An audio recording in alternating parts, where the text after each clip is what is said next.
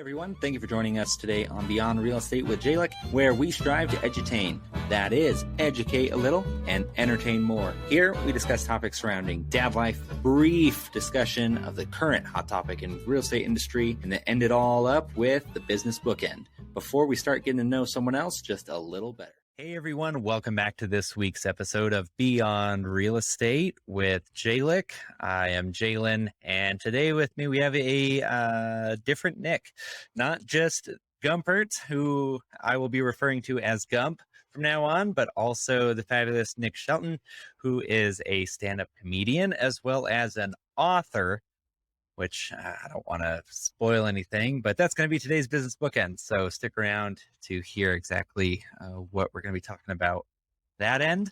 Gump, how was your week? Week's good. Actually had a little quick getaway, a spontaneous getaway.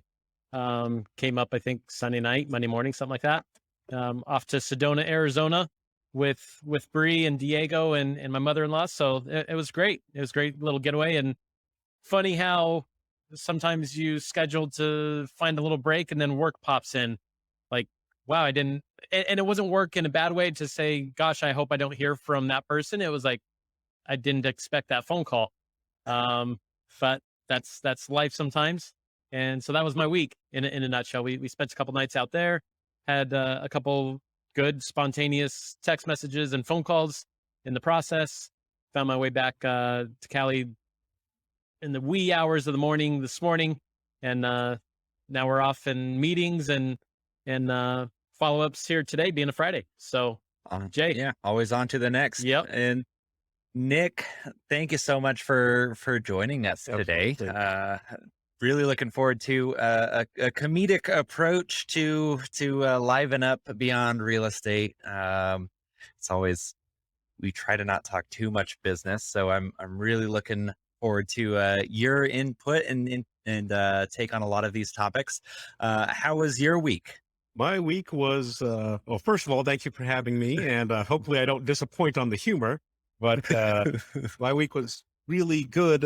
It's not as good as the other Nicks. Mine was, my big challenge was I was looking for car washes. So usually around this time of year, the car washes will have like a sale that you can get a year pass or something for a discount. So then you can always have your car clean. And so nobody was running a sale though. So I'm going from different car wash to car wash, trying to find the sale, and I was unsuccessful. So it was still a good week, but I still need to find a deal for car washes, and then I'll get it, and then I will have a clean car. So if you see me out in town with a dirty car, that is why I'm looking for. There you go. At the very least, if someone just comes by and gives you a deal on a car wash, those are always hit and miss. I signed up for one of those once, and it was $35 a month for unlimited car washes. The first month went to 2 of them. I'm like, okay, it made it worth it. By month 8, I wasn't going at all, so I was just paying someone $38 to not even have a clean car. So, yeah, that one is. Actually use the things you sign up for. It's like a gym membership, sort of. They hope that you don't actually come in. Yeah, which who really does after a while? And you're just like, I don't want to wake up early anymore, because gyms are never at a convenient time either. Whenever you're wanting to go, it's either super early in the morning or super late at night. So. Right. Well, today on #DadLife, we're going to be talking about how we learn at different times and in different models. So, is there a best way to do it? Is there a best way based on each person, or really does it come down to preferences? Nick, and again, I'm referring to Nick Shelton as Nick throughout this episode, so anyone listening won't get confused, as well as our guest, Gump. I'm sorry to say that you lose your name for the next hour. But Nick, when you hear that, kind of what comes to mind with learning models and maybe how you learn versus how you were taught? Right. Well, I think that there are differences between, with the personalities of the person, because some people learn by by doing. Some people learn by reading about it. Some people learn by hearing. People have different learning styles, kind of like learning languages. But if for the dad mode, like I don't have any children myself, but I was a child, still kind of am. So for me, I know that, well, there were two main things. There's the kind of threatening way of this is how you do this, where you think, okay, I shouldn't mess this up. Or there's like a couple of examples. So mowing the lawn.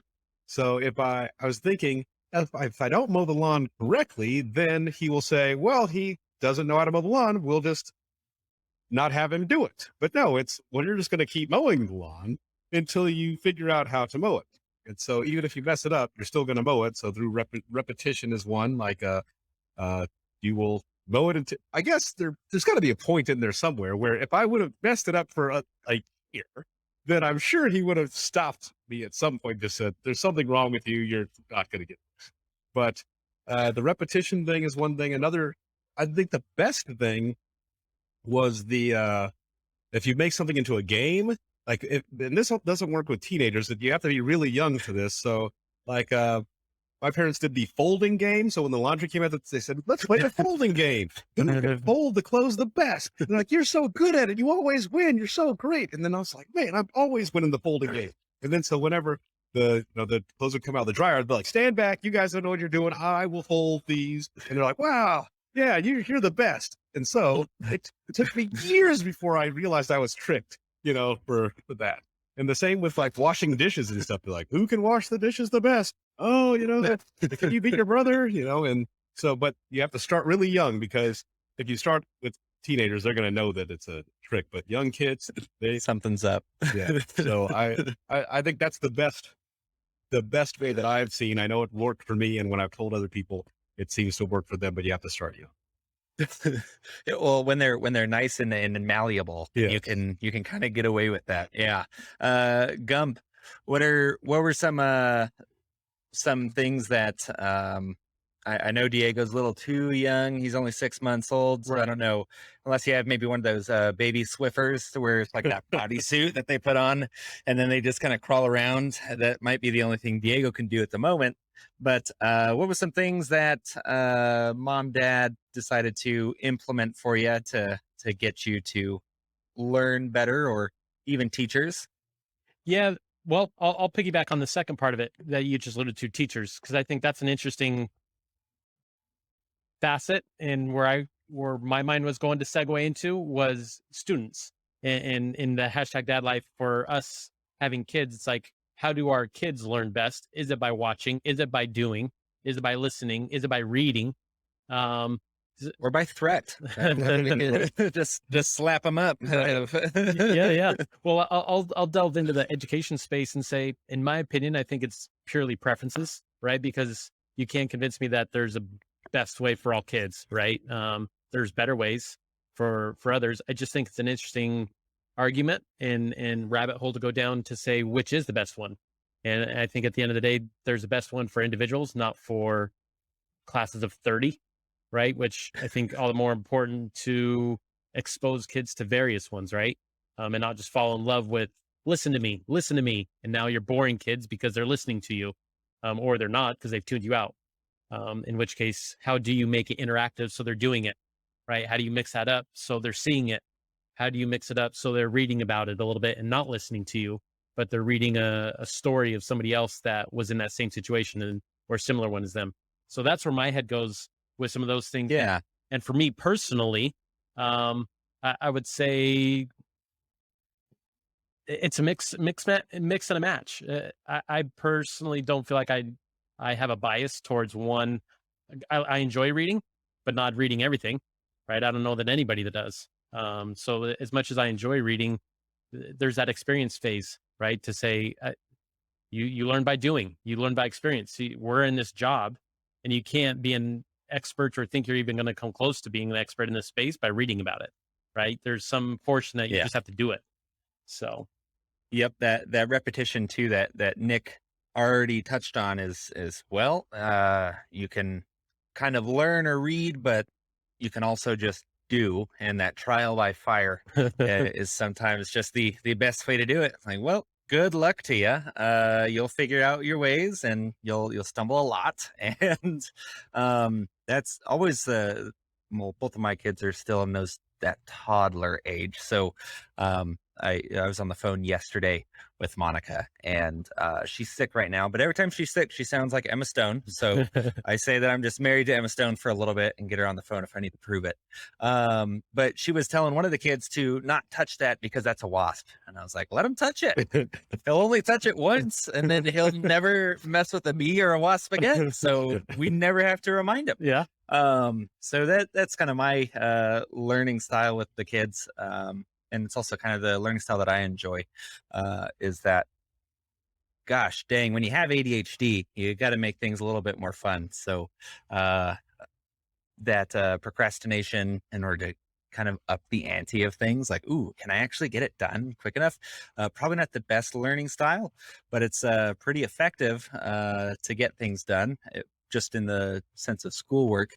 But I always found you had to add some sort of fun element, for me at least. I've heard a few different things of, kind of having there being a reward of some sort, like an M&M on, I don't know how healthy this is, but an M&M on every paragraph in a book that you're needing to read. And then after you read that paragraph, you get to eat the M&M. I was like, oh, that might just add to the obesity epidemic, but well, more power to them. Or I would enjoy reading a science book, but then also switch it off with a sci-fi book. So some sort of fun just thing that I wanted to read also. So when I'm like, gosh, this book is just boring and I can't read another chapter, it's like, well, now you get to read something fun and kind of still motivate you to read and build that habit. So Nick, what was some maybe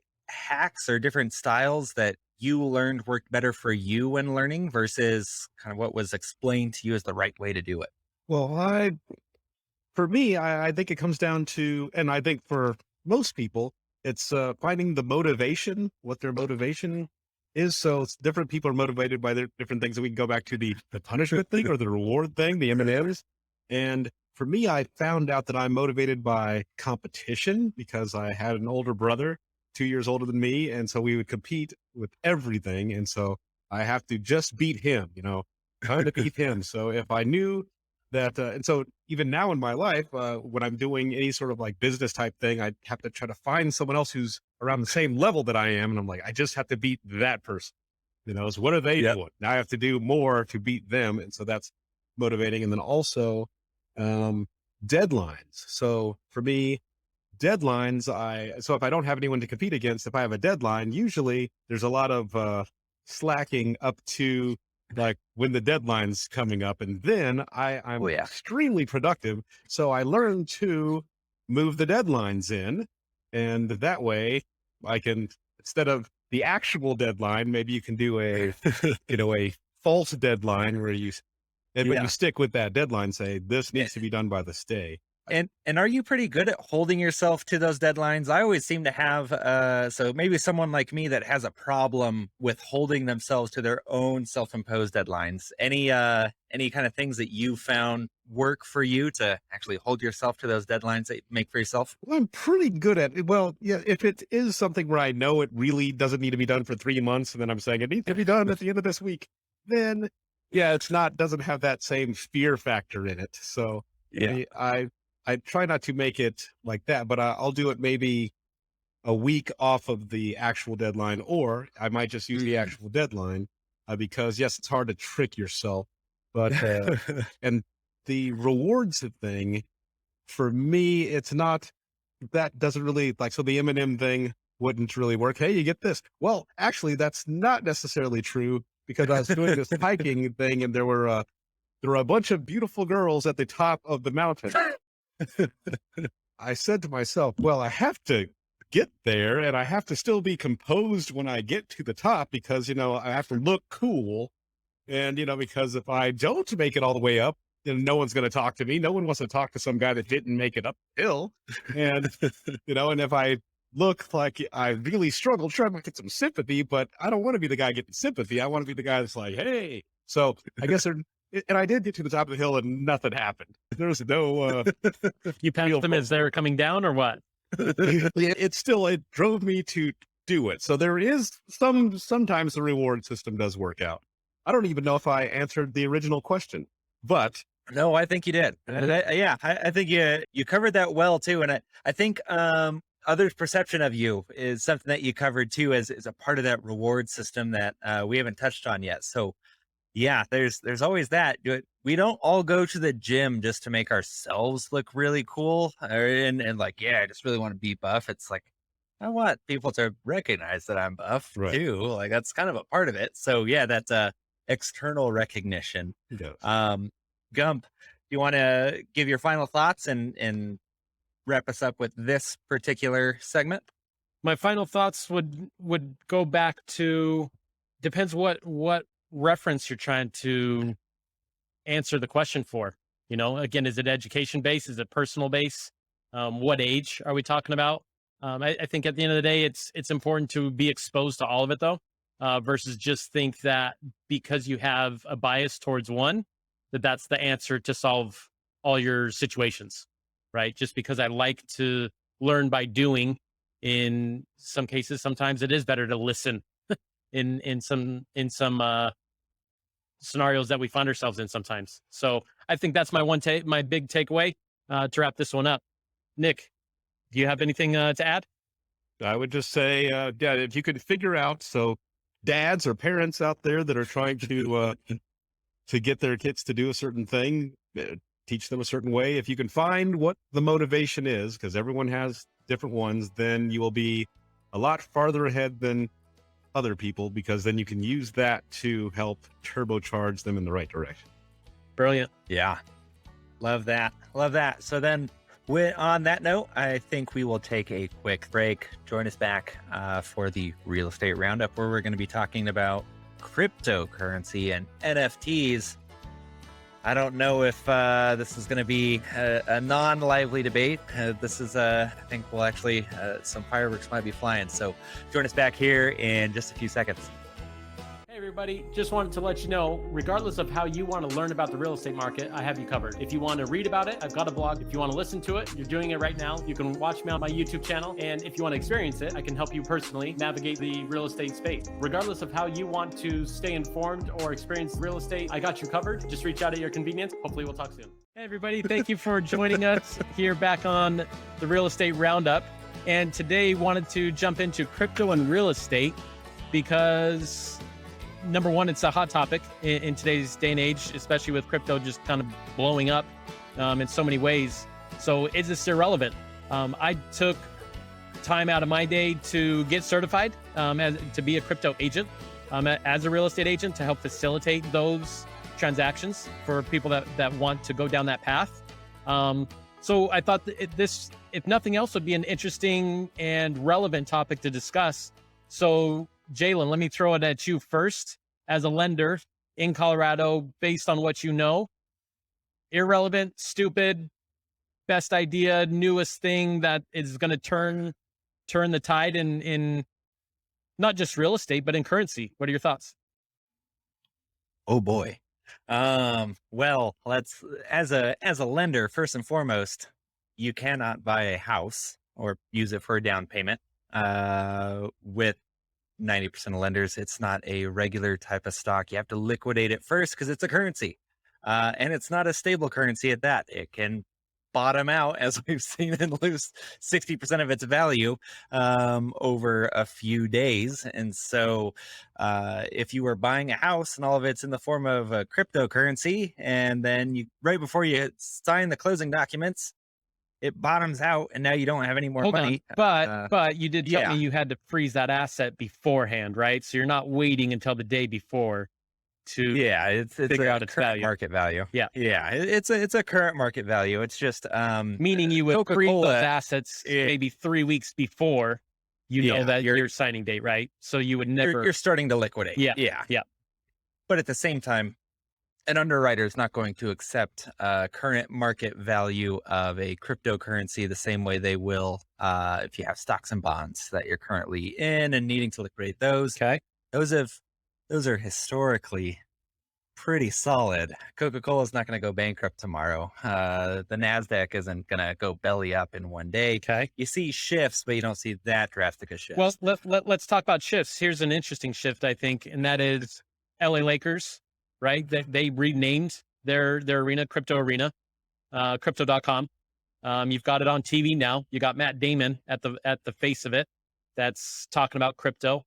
You've got California that's come out to say they want to be the first state to regulate cryptocurrencies. And I want to be specific for our listeners. Cryptocurrency does not mean Bitcoin. Cryptocurrency is a very vague world in the finance world. So it's not just secluded to you have all your Ethereum favorite and dogs. You have Shiba Inu. You can invest in Banano. These are very serious things that you need to invest in, because if you don't, you're going to be left behind by all the people that have their Banano. And JP Morgan will tell you you're going to be left behind. They just came out saying that cryptocurrency is their number one asset they feel they want to invest in over real estate. They feel like there's more upside to the crypto, specifically with this. I don't know if it's bottomed out or not, but with this current loss of value, they feel like there's more upside than even real estate. So it's just one company. Nonetheless, it's a major player in the U.S. Yeah, I think it's interesting. They can't find any houses to buy is the real problem. There's just no houses to buy. So they're like, well, we have to do something. Nick, yeah, can you give us a third party's view of this, one way or the other? Sure. Well, I would say that crypto and the blockchain, I do believe that it does have a place in our society, and that whether we want to accept it or not, it is going to definitely weigh in and have an impact, and it is changing. It is changing the way that people do things. And so it might not come out the way that we see it today. That might not be the way that it's going to move forward, but I think it's going to adapt and change, and it will be a part of the future landscape in some way. It might not be this in the same format that it is right now, but I think Nick, yeah. What do you feel like is a tipping point to say, yeah, it is going to be a mainstream thing? What do you feel like are major things that need to happen in order for it to be widely accepted? Well, yeah, that's a good question. I think that, well, once people are more comfortable with it and it's easier to interact with it. So for example, I'm not really in that space. I've dabbled a little bit, but it's so difficult to understand what's happening. You have to actually sit down and spend a lot of time just trying to figure out how exactly does this work. And I know there's a lot of people, myself included, that don't want to put that time in to it. But if it's made really simple, so that just basic, non-technological minded people can just get involved in it. So, and I know that right now there are a lot of institutions that are trying to make parts of that a lot more easy to access. And once it gets easy to access, then I believe a lot more people will start using it. Makes sense. Jay? Yeah. Let's throw that question to you. Yeah. The tipping point ultimately comes down to, for me at least, it's going to be regulation of some sort. The amount of rug pulling that happens in cryptocurrency space is probably one of the biggest things that hurt it, because you have some Instagram celebrity getting their 200,000 followers that follow them because they're a swimsuit model, and now they're taking her investing advice on her new coin. And you're like, oh yeah, I want to invest in that. The pretty lady said to. And then 2 days after the price of that one coin hits $1, they take out the $14 million worth of that coin that they have. And then all the people that invest their money lose it all. And there's people that do that. And that's because there's no regulation, which, the stock market does have that regulation. Basically everything else that we do when it comes to finances has that regulation. Cryptocurrencies are kind of those wild, wild wests. They're not government backed. That's kind of another thing. You know, the US dollar is saying that the US dollar is worth $1. Cryptocurrency is just like, yeah, hopefully enough people use it to make it still worth this much. But who's spending stuff like Bitcoin to buy something? Right. No one, because they're expecting the price to go up. So it's like you have a currency that people are using as a collector's item. So what's the real use for it if no one's willing to actually use it as a currency? That's also kind of a problem. Sure. Gump, you've been crypto certified, and none of us are experts on this, by the way. These are all our opinions. Don't burn us at the stake. But you and your fake money. But Gump, let's if you don't mind, you've had more education than Nick or I, so kind of give us your final thoughts on it, where you see it going, where you see it currently is, and what needs to be done to the space in order for it to be more widely accepted. Yeah, Nick alluded to this earlier, which is that you have blockchain, which is ultimately blockchain is not regulated by one entity, which I think makes any platform more secure when everything doesn't just have to go to one hub, and that's the end all be all.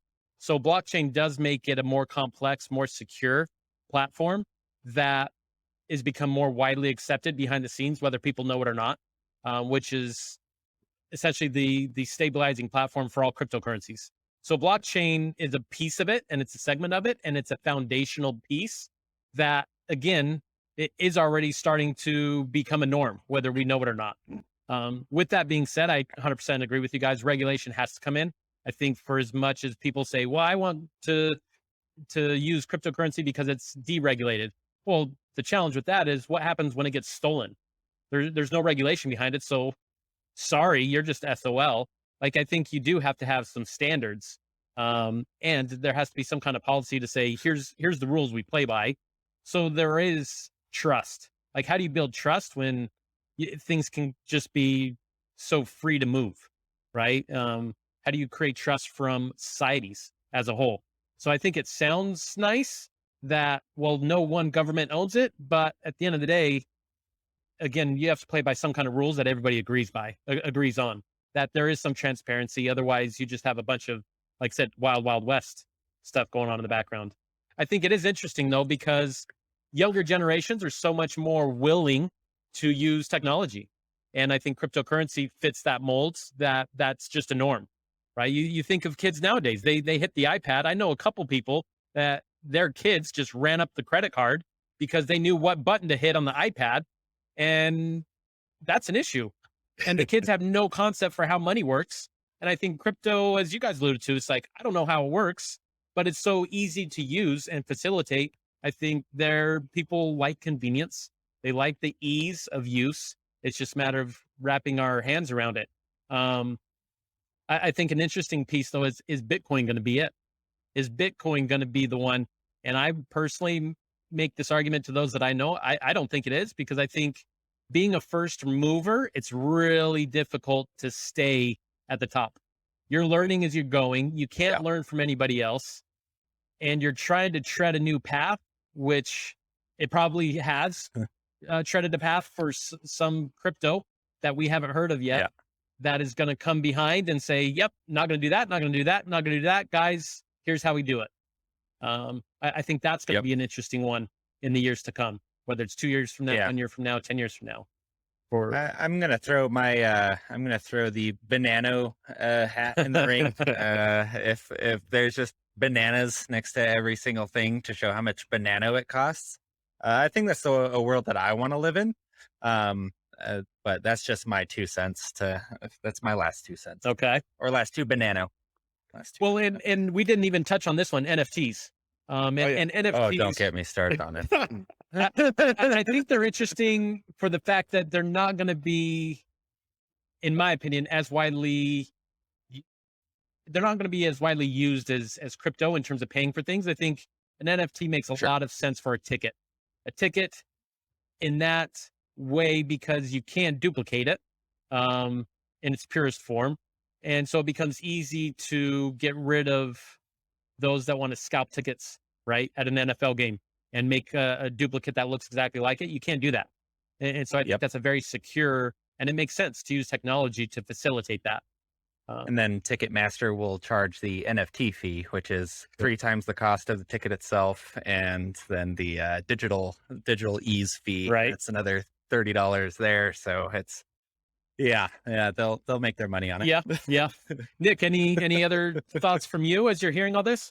So on the crypto thing, if and when it becomes as easy as like using a credit card, so you have a card, and then instead of having to go somewhere and trade it for this and trade it for that and then get your US dollars, if you could just swipe it and then you can get your Snickers bar or whatever, then that's gonna definitely Catch. catch whatever cryptocurrency that might be. And then for the NFTs, I did go to a conference about NFTs because I was trying to figure it out. Still don't know what's going on, but they did talk about what you had talked about, the ticketing thing and all kinds of applications that are similar to that. Yep. And I could see that it would be very useful in that. But yeah, it's still really early in the game for the NFTs, even, earlier than. And I'll piggyback on that. And it's really early in NFTs and real estate specifically.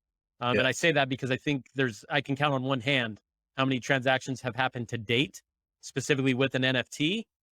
The nice thing about technology is it facilitates information so quickly and ideally so seamlessly.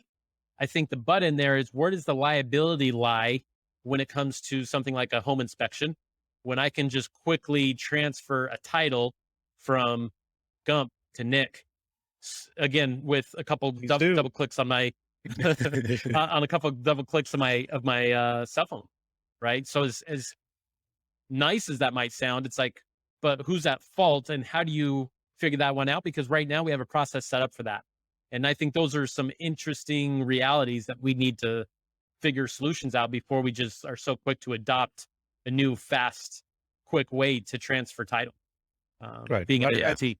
think at that conference, they were saying that you can write into the NFT all kinds of conditions and things like that. So, but once again, it's one of these things that who knows that? We barely know that. So it has to be something that has to kind of grow up a little bit and get more widely known in what you can and can't do and what the possibilities are, so that people know what's supposed to be in there.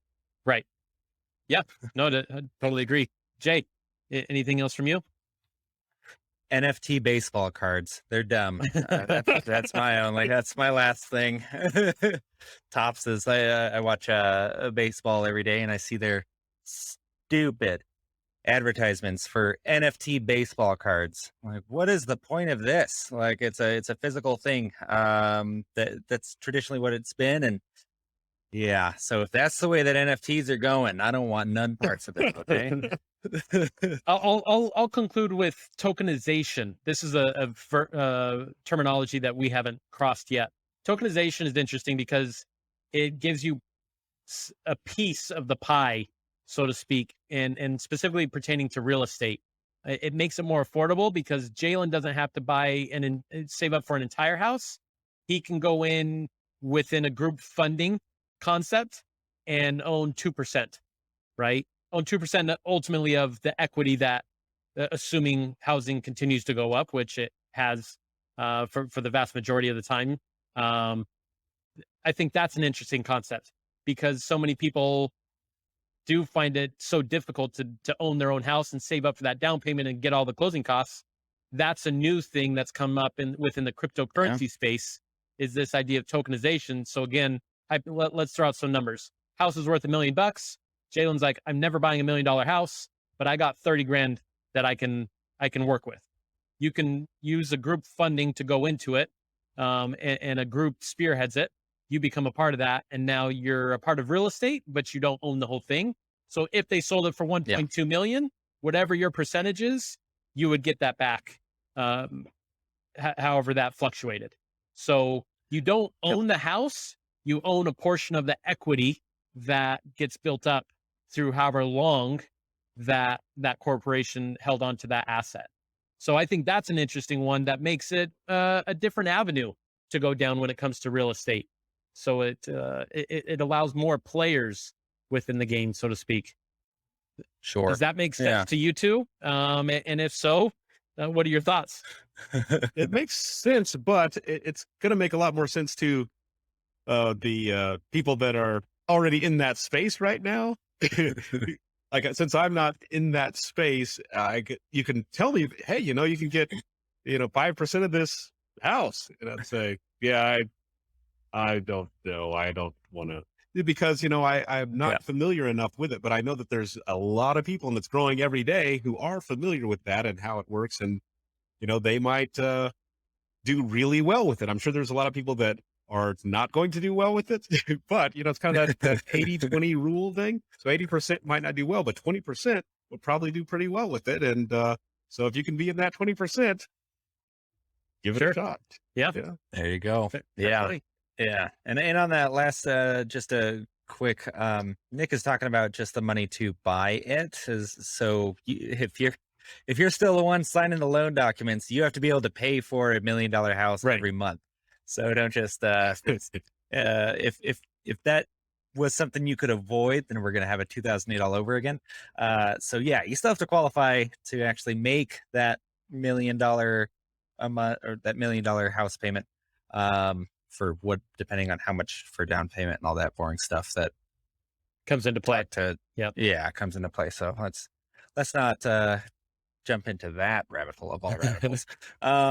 But yeah, I think this was a fun discussion. Yep. I'll just reiterate my 2 points. Banano and NFT baseball cards are stupid.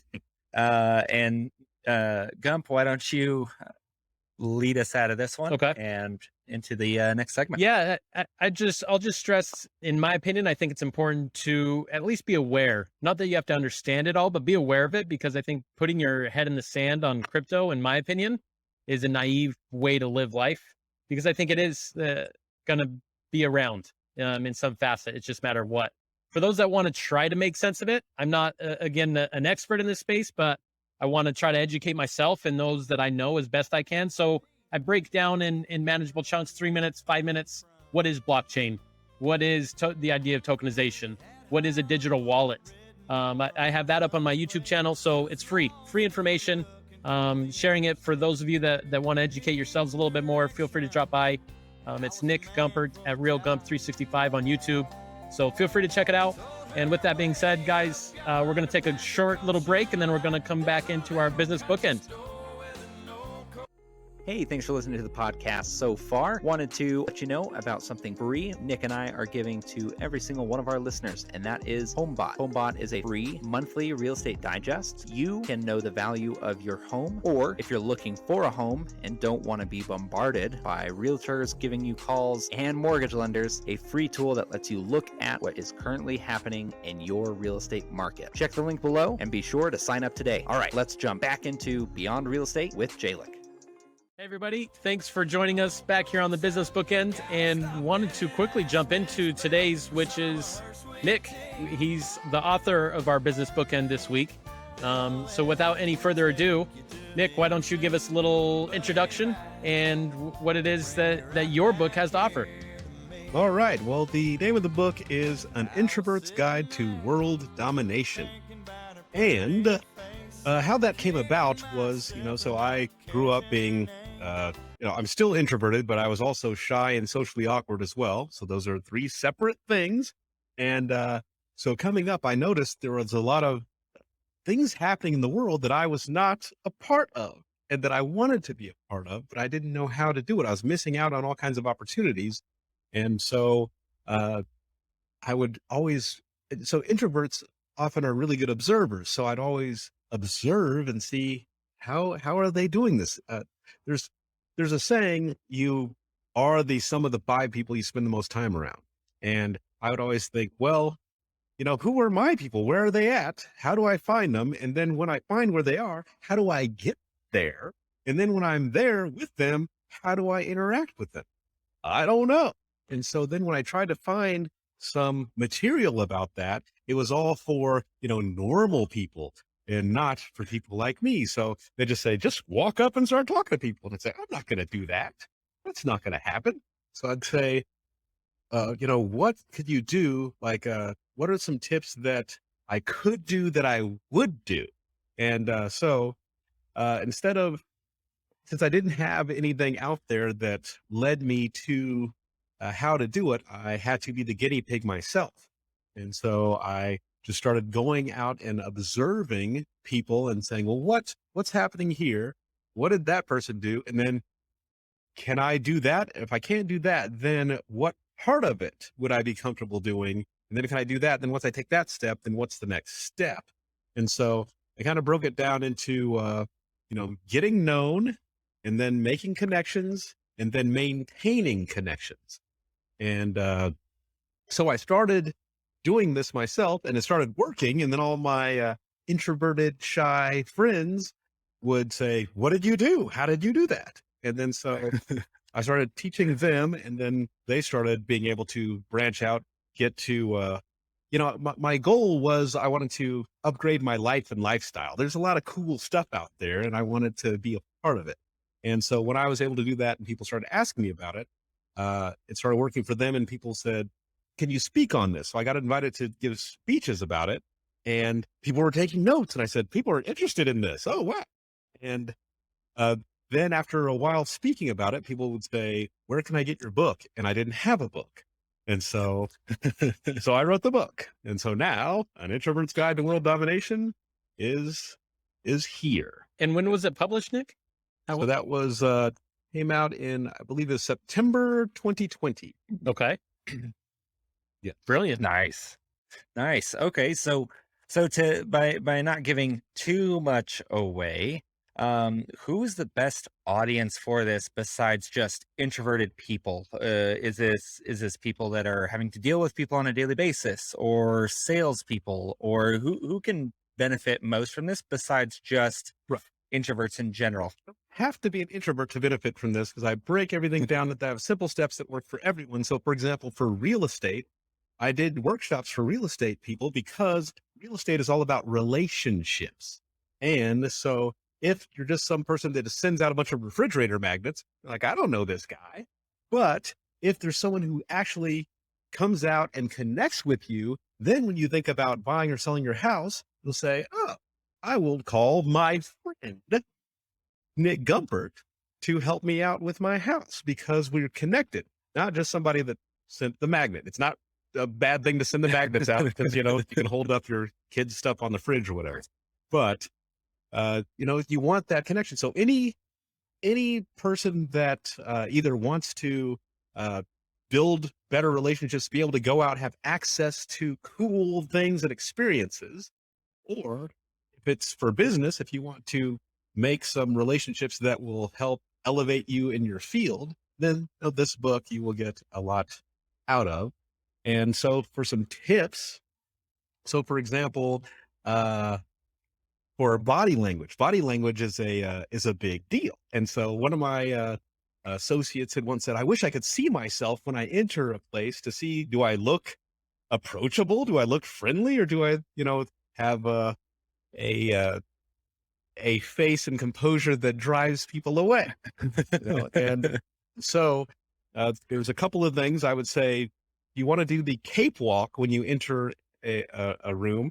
And that is like, you imagine that you're wearing a cape, and, how would you walk when you're wearing a cape? You wouldn't be slouching and, dragging around. You would have a good posture. So if you have this invisible cape on, you would have a good posture as you walked, and you want that cape to drape nicely and flow with you when you walk. And so that way, and I say to myself, when I walk in a room, I say cape walk. Sometimes I say it out loud, because no one's going to know what I'm talking about. And then I walk in, and then it makes sure that you're one of those people, when you walk in, people will kind of turn and notice and say, who's that? Who's that person? Because it automatically gives you that good physiology. And once you have that, then it carries over into other things. And then another body language tip is what I call Duke or Duchess, Duke cookie face. And that is a way to sit in that, because you don't know who's looking your way if you're at an event or out in society. And so I said, you don't want to look, once again, angry or slouched over. So I'd say, how would a nobleman or noblewoman sit? So if you think of a duke, how would a duke sit? You know, they're not the king, so they don't have the responsibilities, but they're up there, you know? And so, so they're not going to be rigid and stiff, but they're going to have good posture, and it's going to be like a relaxed, good posture. So whatever you picture in your mind a noble person would sit like, you sit like that. And then for your facial expression, I imagine walking into my best friend's house and I'm hit with the aroma of fresh baked cookies. And I love cookies, and I know I'm going to be offered cookies soon. So I'm going to have like, cookies are coming. Cookies are coming is what I'm thinking. And so I'm not going to be grinning, but I'm going to have a nice, pleasant, I'm going to have cookies soon. And if I lock eyes with someone in the room, telepathically, I'm going to say to them, cookies are coming, you know? And so I don't know what they receive on their end. Nick, how you doing? Cookies are coming. Sorry, what? So that way I'm holding that good posture, and I'm giving that good energy out. And it's amazing how well that works. So I was ordered food to go pick it up at a restaurant, and I was sitting there waiting, and I said, I can do this right now. So I was sitting there waiting for it to be done, and some woman walked up and just started talking to me. And then that happened at a concert too, and a lot of different places. So this is a huge tip. If you do that, the Duke or Duchess cookie face move and the cakewalk, you will see results right away in how people interact with it. Interesting. Wow. Yeah, that's now I'm like, okay, we almost have to stop talking about it, because I don't want you to give away all, like, because I'm like, those 3 tips, I'm going to use them today. Yep. Like, I'm going to leave today and they're going to be used. So at this point, if you're not like just encapsulated by what Nick just explained and how wonderful that is, and it basically makes you a better person. Like that's the best way. Everyone wants to be approachable. Everyone wants to basically show that kind of confidence. And a lot of us don't know how to do it, or, you know, you have that goofy grin on all the time. It's like, that's not confidence. You just look insane. But you had the way that you explained how to present yourself more confidently, and not just like some boisterous confidence, but this like even-keeled demeanor. You're confident in where you're at, and people can take notice of that. I think that alone is worth buying the book. So anyone that's even on the fence now, just go into the comment section or go into the description below right now, click the link and buy the book, and then come back here and enjoy Nick some more. But I just wanted to take a second to be like, let's understand what we just heard and how much value was just given to us. So thank you for that, Nick. Absolutely. Can I share one more tip? Yes. I'm not going to stop you. All right. So a lot of people are horrible at maintaining their relationships. They can meet people, but then they just let them fall through the cracks. And I think that maintaining relationships is extremely important. And it's such a big skill that most people are horrible at. I would like people to get this tip out there, you know, and get it in use as quickly as possible. And so the easiest way to maintain your relationships is what I do is quarterly. So every 3 months, I go through my contacts list. So my phone contacts list and email contacts list, whether it's business or personal, I go through all of the names and I make a list of everyone that I should have reached out to in the last 3 months, but didn't. And so I make that list, and however long that is, I have those people that I should have contacted. And then I start going down the list, and so it doesn't have to be all that day. You can, you know, chip away at it. And what I like to do is, since texts are kind of impersonal, emails are kind of impersonal. So what I like to do is I like to get the phone out and I do a quick video to them. And I just say, so they can see me, they can hear me. It's more personal. And if I can't do the video, then I'll do like a voice message. And I just say, hey, it's been a little while. I'm checking up on you. What's the latest? What's happening with you? Here's what's happening with me. And, you know, hopefully I can hear from you soon. And so that way, you know, I'm not trying to pitch them anything. I'm legitimately wondering what the latest is, and I'm telling them about me. And what this does is it keeps you top of mind with them, and it keeps that relationship going, because you don't want it to be like you meet someone and they are, say, in the admissions for Princeton University or something. And then your kid grows up. You have not talked to this person. Your kid says, I want to go to Princeton. You say, oh, call that guy. You say, hey, I know I haven't talked to you in 8 years, but can you help my kid get into Princeton? And then say, what? I haven't, who are you? What's going on? But if you would have maintained that relationship, they would already know that your kid was growing up, and they probably would have asked you, hey, is your kid thinking about coming to Princeton? And that applies to all kinds of stuff.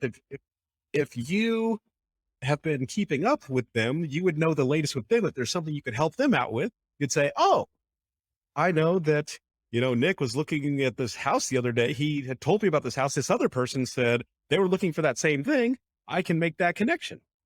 And so you can help them out because you'll know what's happening with them. They can help you out because they'll know what's happening with you. But if you completely forget about them and you do not maintain that relationship, it's pretty much gone. So you have to quarterly, just who should I have talked to, reach out. A video or a voice message is the best way to go because it's more personal and they can get that inflection. And because if you send a text, they could read it in a angry way. What? Why is he yelling? But if they can hear your voice and it's a video they can see, it goes a long way into maintaining your relationships. There you go. I love that.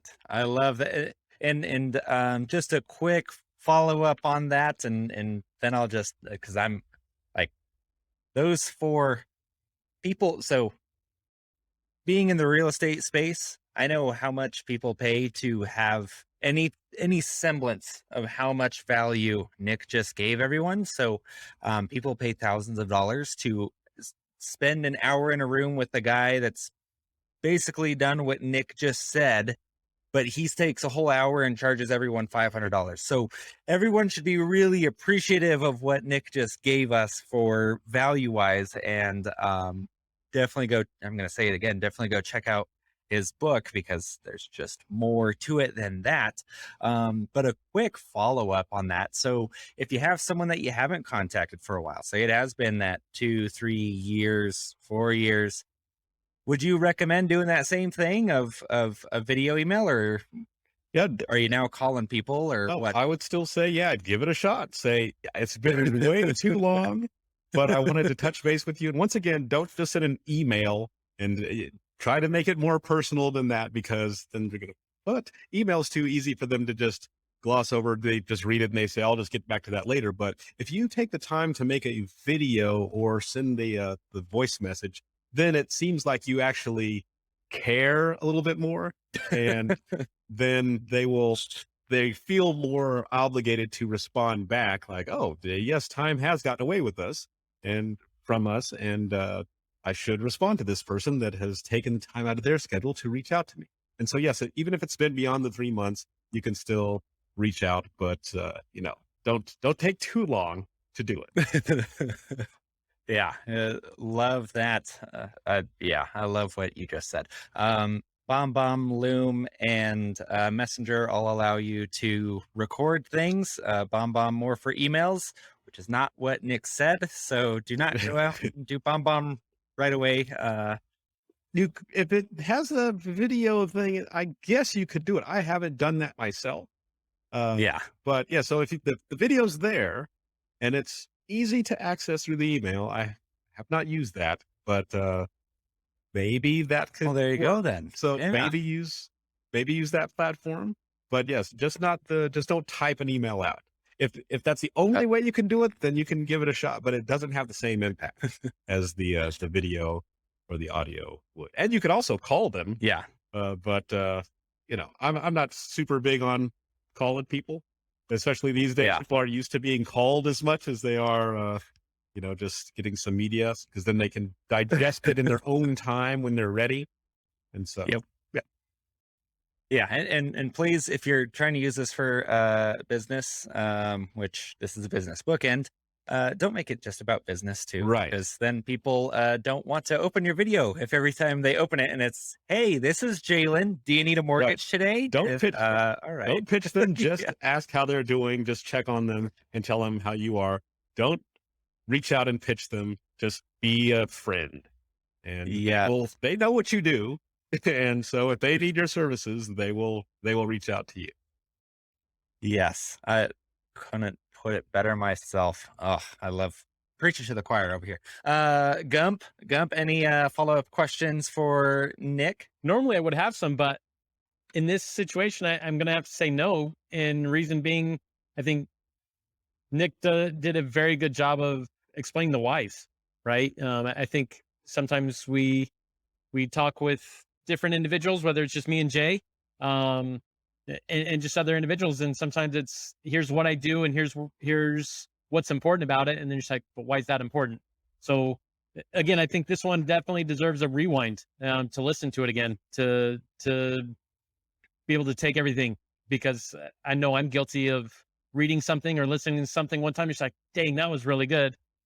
Use that piece of technology, hit the rewind and listen to it, because I think that's where things really start sinking in, to say, now you know it. Now can I apply it? Right.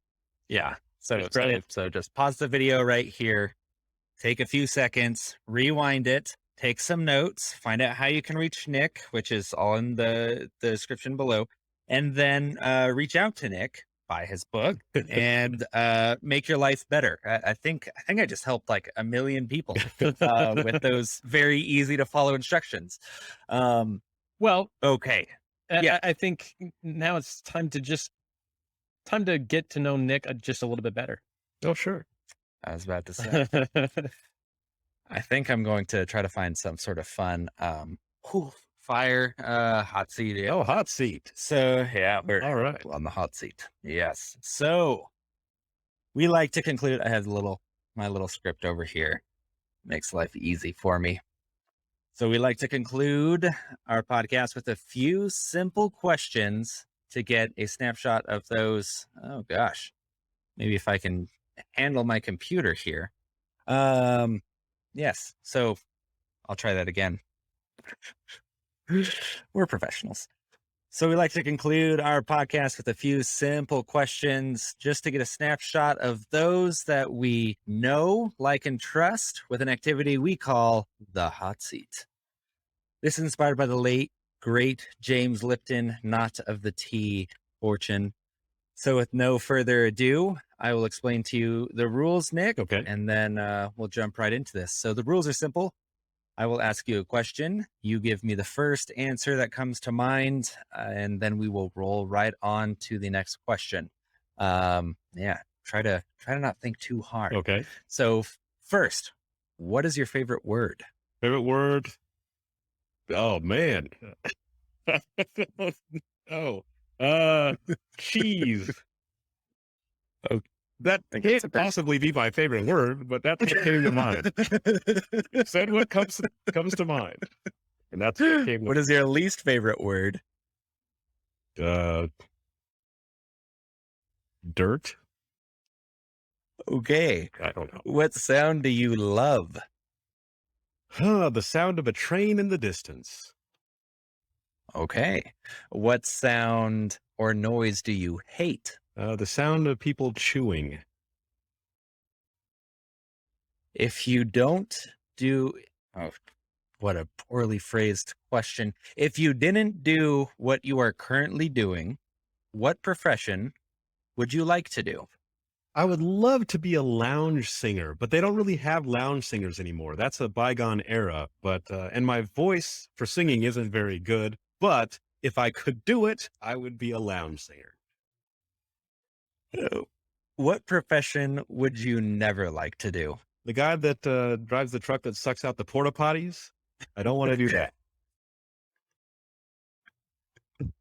All right. Before you die, where must you visit? Let's see. Probably the Maldives, that island chain with the little bungalow houses and stuff, or bungalow resort stuff. Yeah, I've always wanted to do that. Right on the beach. Okay. Well, that's it. It's not the hot seat. Our hot seat's more like a mild seat. Yeah. When it comes to not picante. Nick, where can people find you? How can people get a hold of you? Well, there's I have a website, connectedintrovert.com. is the website. And then that's it. I'm on Facebook. I'm on YouTube, and I am on Amazon.com. So Brilliant. those places they can find me. Easy enough. There we go. Well, Nick, thank you so much for joining us today. Thank you. So Thanks for much having me. value. So, yeah, one of our more value packed, instead of just Gump and I rambling through topic after topic, giving our opinions, you bestowed our show with some awesome value. So thank you immeasurably for that. And if anyone wants to find out more about Nick, everything that we talked about and referenced in today's show will be down in the description below. So feel free to, and I implore you to, go check those out. Gump, lead us out of here with your words. Well, first off, guys, hopefully you appreciated this episode as much as we did. And wherever you may be listening and or watching, good morning, good afternoon, good evening. Have a good one. See you here next week. Want to see, hear, or listen to more of Nick's take on the California real estate market? Check out my links below. Also, check out the links below for more information on products, books, or references made in this podcast. And please don't forget to subscribe, like, and share.